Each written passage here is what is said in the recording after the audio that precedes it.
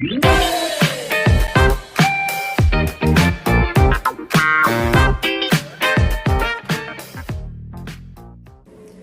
guys, welcome back to my channel. So today we are going to talk about the most confusing topic for all medical students, that is ECG.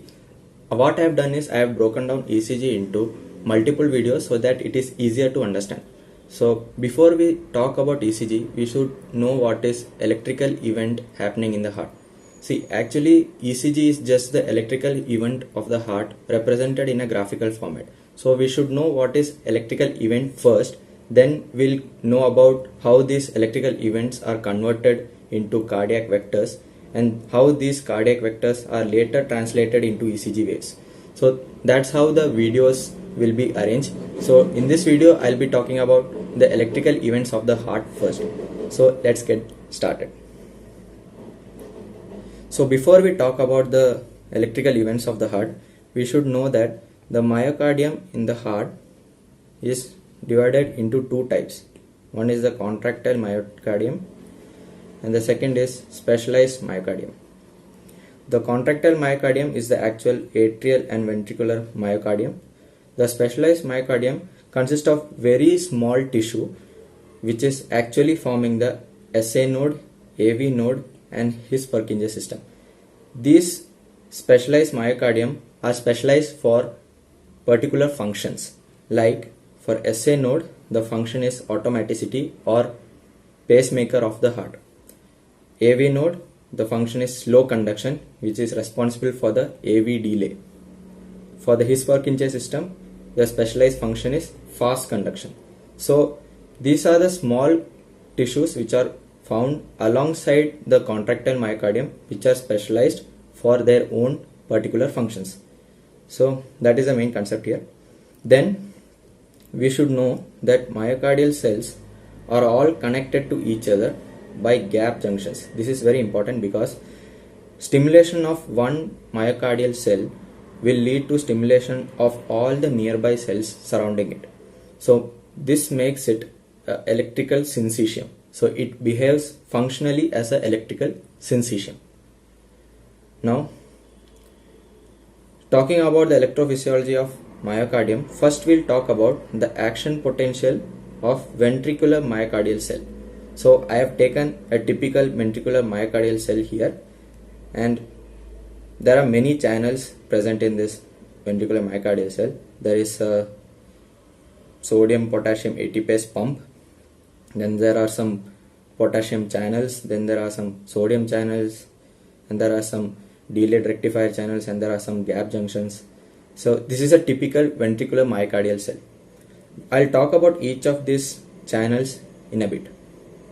So first we'll talk about what is the resting membrane potential of this ventricular myocardial cell. Here the resting membrane potential is calculated to be minus 90 millivolt. So all cells, all nucleated cells have this sodium potassium ATPase. That makes it a universal pump present in all nucleated cells. So the function of this sodium potassium ATPase, which is an active transport, is to move out 3 sodium ions and to move in 2 potassium ions with a net loss of cations happening to the cell. So this makes the cell electronegative because it is moving out 3 sodium ions and 2 potassium ions are only coming in. So there is a net loss of 1 charge. Okay. So the main function of this sodium potassium ATPase is to make sodium concentration more in the extracellular fluid and to make more potassium available inside the cell. So this is the main activity that is happening with sodium potassium ATPase, but it is contributing very less to the resting membrane potential. So it is contributing about 10% to the resting membrane potential. So how about the 90% of the resting membrane potential? What makes up the 90% of resting membrane potential? We'll answer that. So sodium potassium ATPase, it maintains the electrochemical gradient of the cell. Okay, so that is the main concept here. Now the electrochemical gradient is maintained by the sodium potassium ATPase. So what is this electrochemical gradient? So electro and chemical, there are two gradients present here. There is an electrical gradient, then there is a concentration gradient. So for sodium and for potassium, we'll talk about each of this. The concentration gradient for sodium concentration is more outside the cell than inside. So sodium will try to go inside the cell. So the gradient is towards the cell. Okay. For potassium is inside the cell more than outside. So potassium will try to go away from the cell. Electrically, both of these ions are positively charged and cell is electronegative. So both of these charge electrically will try to come inside because opposite charges attract. So electrical gradient for both of these ions is towards the cell. So I have told earlier, sodium potassium ATPase does not contribute much to resting membrane potential. So main thing which contributes to resting membrane potential is the leaky potassium channels. These leaky potassium channels gives rise to IK1 current. So potassium concentration is inside more, so it will try to go out. So this channel will facilitate potassium efflux. So this will lead to net loss of cations. So already there is loss of cations contributed by sodium potassium ATPase. Along with that, there is leaky potassium channels, which is leading to more cations getting out of the cell. So this is leading to the majority of resting membrane potential. So the cell is becoming more and more electronegative and the resting membrane potential is coming to minus 90 millivolt. Okay. Therefore, we are safe to say that resting membrane potential for a cell is near to the equilibrium potential of potassium ions, because potassium ions has a equilibrium potential of minus 85 millivolt. So and the resting membrane potential is minus 90. So we can say that main contributor of resting membrane potential is potassium channel. Okay. Now what happens when an electrical stimuli is given to this ventricular myocardial cell? So electrical stimuli mainly it will come from the nodal tissue only. Okay. So ventricular myocardial cell means the nodal tissue will be Purkinje fibers. Okay. From the Purkinje fibers, the stimulus is given to the ventricular myocardial cell so that it will depolarize and it will contract. Okay. So through the gap junctions, it will enter the ventricular myocardial cell. Cations enter the ventricular myocardial cell. Okay. So the main electrical stimuli for any excitable tissue to depolarize is influx of cations. So it can be any cation, calcium or sodium, it can be any cation, but the main electrical stimulus for it to depolarize is always influx of cations. So through gap junctions, cations enter ventricular myocardial cell, making the membrane potential less electronegative. So the influx of cations leads to the membrane potential being less electronegative and moving towards electropositivity. Okay. The membrane potential reaches around minus 90 millivolt. So the resting membrane was having minus 90 millivolt. So now it is coming to minus 70 millivolt. Okay. This minus 70 millivolt is very special because this is the threshold potential. So the concept of threshold potential is once the resting membrane potential reaches the minus 70 range, that means it leads to massive activation of voltage gated sodium channels. So all these voltage gated sodium channels opened, which lead to a massive INA current. Okay, I sodium current, which will lead to a massive influx of sodium ions inside the cell. So this is a very rapid and short lasting event which is lasting for only 2 milliseconds. So the earlier case was the membrane was having a negative potential, electronegative potential, which was the resting membrane potential. But because of the influx of massive amounts of cations, especially the sodium ions coming inside, the electronegativity is coming towards electropositivity. So the cell is losing its electronegativity. This is called depolarization. Okay. Electronegativity of resting membrane potential is destroyed and membrane potential reaches about plus 10 millivolts. So from minus 90 it is reaching to plus 10 within a span of 2 milliseconds. Okay. So this is a very rapid event. So from there comes the phase of early repolarization. Okay. what happens in early repolarization is after this very short event there is closing of sodium channels. So there is stoppage of sodium current inside, plus there is opening of depolarization sensitive potassium channels giving a current of ITO. This is the current.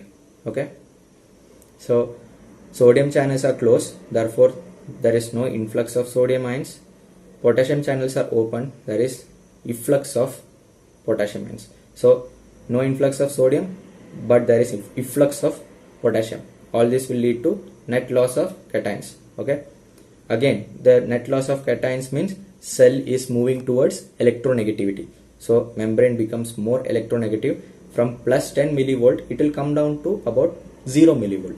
Okay, so the membrane is coming towards electronegativity again, so it is regaining its polarization back. So this is called membrane is repolarized. So this is called early repolarization because this is happening just after depolarization and this is a very short event, so we are calling it early repolarization. Now comes the phase of plateau. Plateau phase is most important because the maximum amount of contraction of ventricular myocyte happens during the plateau phase. Okay, what happens here is due to the depolarization event and the influx of sodium ions, this activates voltage gated calcium channels. Okay,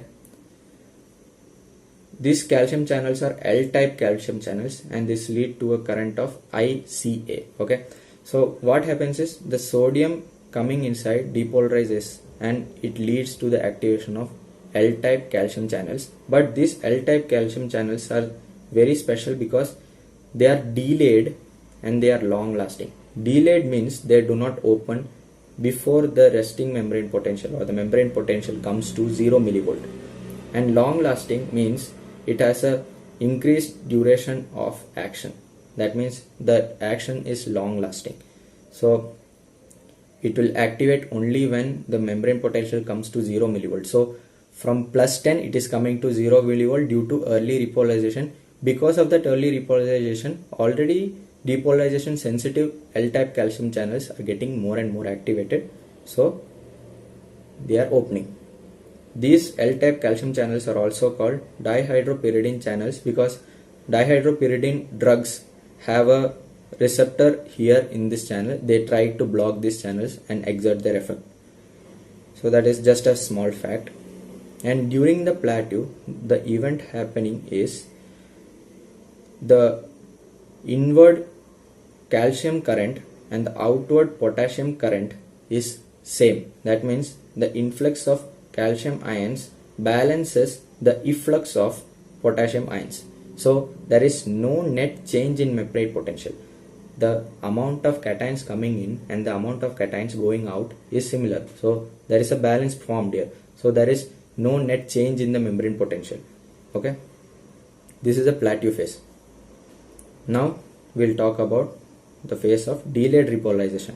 Earlier we talked about early repolarization. Now in delayed repolarization, what happens is these L-type calcium channels which were open during the plateau phase, now they close, and the potassium channels they open persistently. The more specific potassium channels which open here is IKR and IKS. Okay, these channels they open and calcium channels they close. That means there is no influx of calcium but there is efflux of potassium. Again there is net loss of cations, membrane becomes more electronegative, and finally it reaches resting membrane potential. So from 0 millivolt it is coming down gradually to minus 90 millivolt. Okay, so this is the main diagram that we were talking about till now. So first we have phase 4, that is resting membrane potential, and then we are given electrical stimuli. Then phase 0 happens, that is very rapid depolarization facilitated by sodium channels. This lead to shoot up of membrane potential above the 0 range, that is plus 10 millivolt, and then early repolarization occurs thanks to ITO current and potassium channels, that is phase 1. And from there the calcium channels also open along with potassium channels opening, so there is a plateau phase, phase 2. Okay, then there is phase 3, delayed repolarization due to persistent opening of potassium channels. The membrane potential becomes more and more electronegative, and gradually it comes down to phase 4 again. So this is the action potential graph for ventricular myocyte. Okay, so I talked about the depolarization phase lasting for 2 milliseconds earlier. Now the plateau and the repolarization, they together last for about 200 milliseconds or more. So this event is very large in compared to the event of depolarization. It is happening very rapidly and very fast, but plateau and repolarization is very delayed. Okay, now we will talk about the action potential of atrial myocyte. Okay, atrial myocyte and ventricular myocyte are very similar, but the only thing here is the duration of the plateau phase is less. Okay, because the atrial myocyte are thin fibers, they don't need much force to eject blood, so there is not much contraction required for the atrial muscles to contract and pump out the blood. So that is the reason why the duration of plateau in this atrial cells is less. Okay, so you can compare both of them, the ventricular myocyte and atrial myocyte. You can see the plateau phase is smaller as compared to the ventricular myocyte. That is the only difference here. Otherwise all the phases are the same, all the channels are also same. Phase 4, 0, 1, 2, 3 and again 4. The same thing. Okay. Now a small fact here which you can remember. The changes in external potassium concentration will affect the resting membrane potential, and the changes in external sodium concentration will affect the magnitude of action potential. Suppose the external potassium concentration is more, that is hyperkalemia. So hyperkalemia means the leaky potassium channels cannot eject or efflux more potassium outside, because outside concentration is getting more. So that means the membrane becomes less and less electronegative. Okay, so resting membrane potential becomes less electronegative and more towards electropositive. So that is one. The opposite happens when there is hypokalemia. But what happens in external sodium concentration being high? When the external sodium concentration is high, already there is a concentration gradient created by the sodium potassium ATPase. So sodium always wants to come inside the cell. So if the concentration is very high outside, so the concentration will lead to more and more sodium coming inside. So that will lead to a very high depolarization peak. Okay. So that was all about the ventricular myocyte or contractile myocardium in general. Now we will talk about the nodal tissue. So nodal tissue, as I mentioned earlier, was a specialized myocardium. Okay. So the first specialized myocardium we are going to talk about is SA node. Okay, SA node, we all know it is the pacemaker of the heart. The action potential of SA node and AV node is similar, but the only difference is in AV node the rate is low. That means SA node produces so much action potential within a span of minute that it overrides all other pacemaking sites. That means SA node is not the sole pacemaker of a heart. There can be ectopic pacemakers when there is injury to SA node or AV node, so that the other cells, they take up the function of SA node. So what happens normally is SA node is firing at a very rapid phase, which is overriding all of these pacemakers of all other cells. Okay, so I have drawn here the typical SA nodal cell. There are many channels here similar to ventricular myocyte. There is a sodium potassium ATPase, then there is a leaky potassium channel, then there is a funny channel, then there is T-type calcium channel, L-type calcium channel, and then there is delayed potassium rectifier channels, and gap junctions are always present. So this is the graph of action potential of SA node. Okay, so I'll be first talking about the repolarization phase. We'll talk about repolarization, then prepotential, and then depolarization. Okay. So in repolarization phase, at the peak of the impulse, that is at the peak of depolarization, the potassium channels are activated like we saw earlier, and the voltage gated potassium channels opened, there is potassium efflux, net loss of cations, and membrane becomes more and more electronegative. Finally, the membrane becomes in the range of resting membrane potential. Here the resting membrane potential is minus 60 millivolt. Okay, so it is less electronegative as compared to ventricular myocyte. So resting membrane potential here is not steady also. That means it keeps fluctuating between action potentials and it is less electronegative. So that is a main feature which you can see in SA node, and this feature is contributing to its automaticity. Okay, so from depolarization the membrane is becoming more electronegative, so membrane is regaining its polarization, so repolarization is happening. Now we'll talk about the next phase in that cycle we were saw in prepotential or pacemaker potential. Okay, prepotential and pacemaker potential, remember this is only present in SA node and AV node. It is not present in any other nodal tissue or in ventricular or atrial myocyte. So this is present only in SA and AV node. Other nodal tissues can like His bundle and Purkinje fibers can acquire this prepotential when these normal sites are injured. That means these other nodal sites, they acquire prepotential when stimulated due to injuries. Okay, so we saw earlier that due to repolarization the membrane potential reaches resting membrane potential range. Now when the membrane potential is coming to the resting membrane potential, that means the membrane is getting repolarized. This activates repolarized or hyperpolarization activated channels. Okay, or H channel.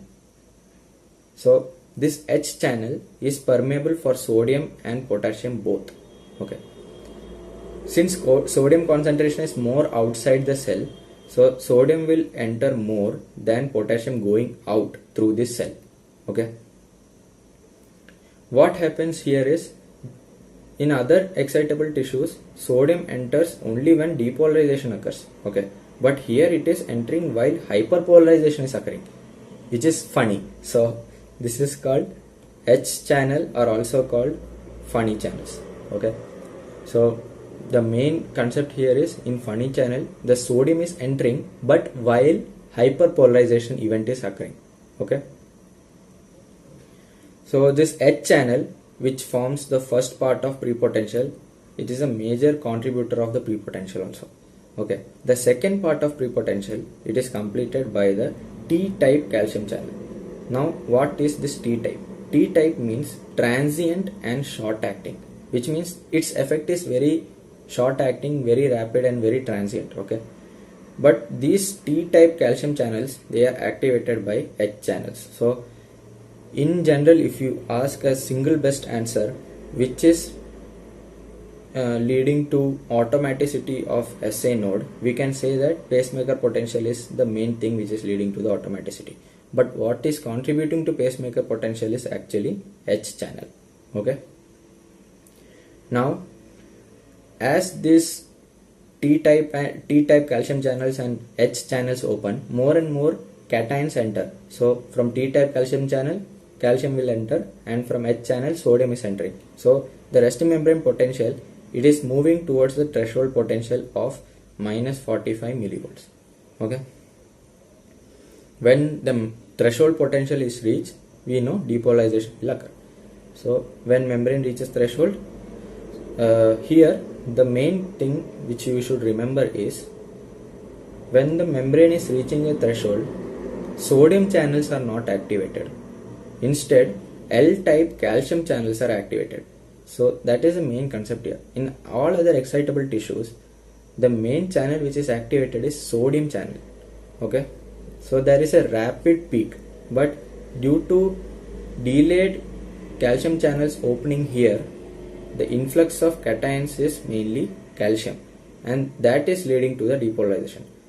But the only concept you should remember here is, calcium channels are slower in comparison to sodium channels. Okay, sodium channels will give rise to a rapid and very sharp peak into the action potential, but calcium channels are very slow.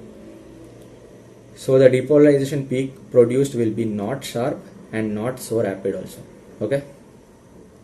So we are recapitulating everything again. The peak of the actin potential or depolarization in atrial or ventricular myocyte is sodium channels, and in SA and AV node it is calcium channel. You should remember that.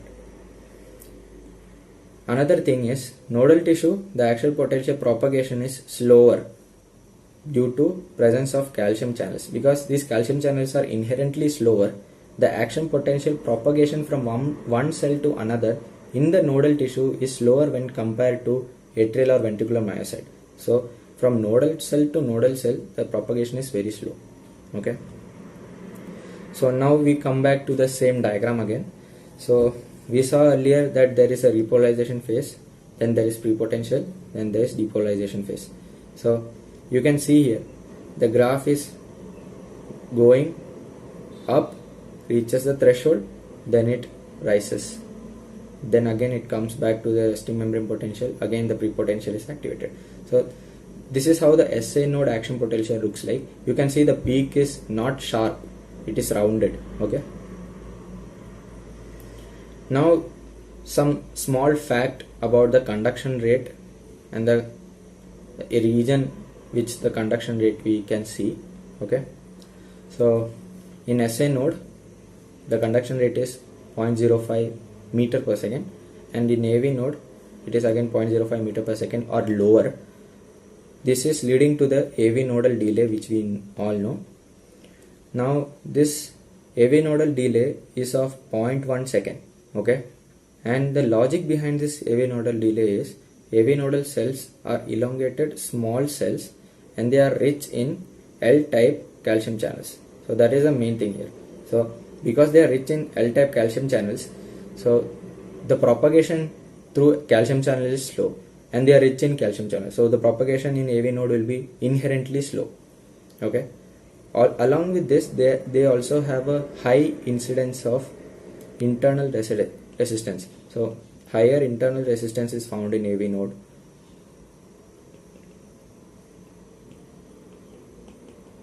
Okay. That's it. Now the significance of AV nodal delay is to give atria enough time to contract before the ventricle starts contracting. Otherwise atria won't be contracting enough and the filling of the ventricle will be affected. So AV nodal delay is giving a good thing, that it is giving enough time for the atria to contract.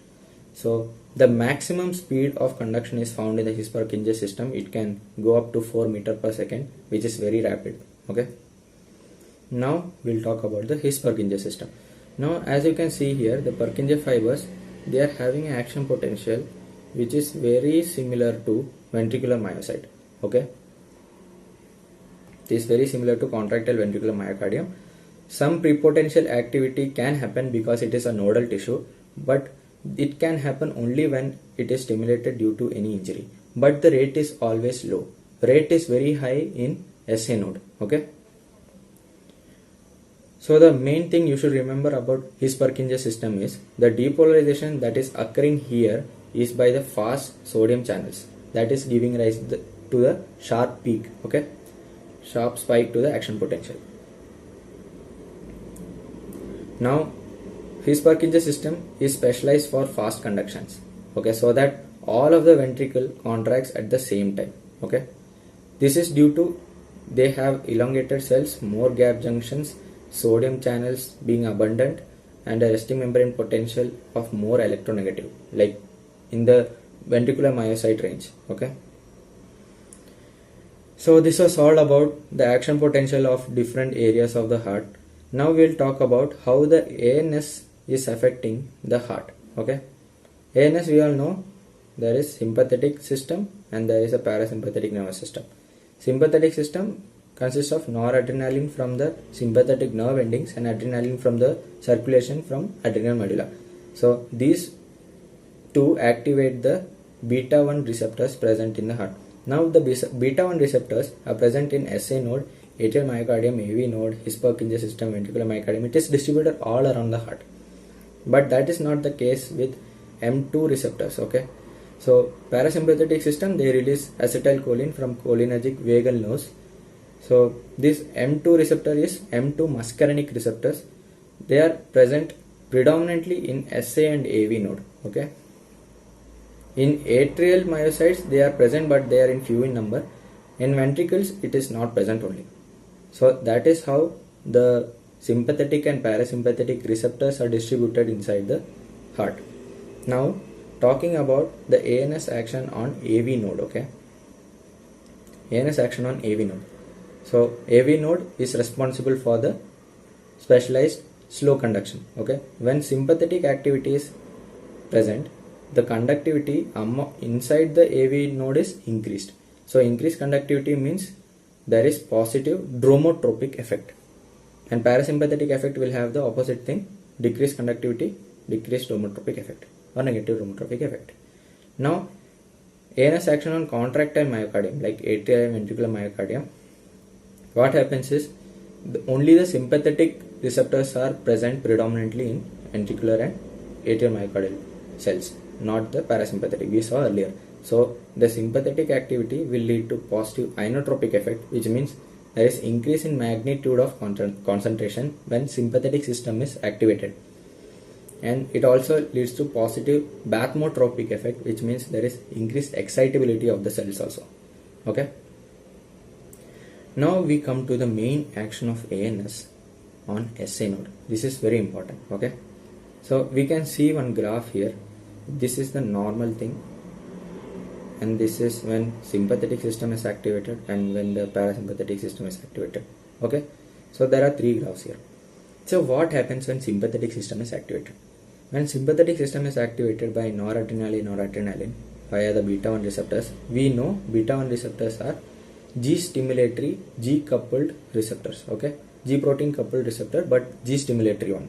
So it increases the intracellular cyclic AMP level. Okay, this intracellular cyclic AMP will lead to the opening of L-type calcium channels.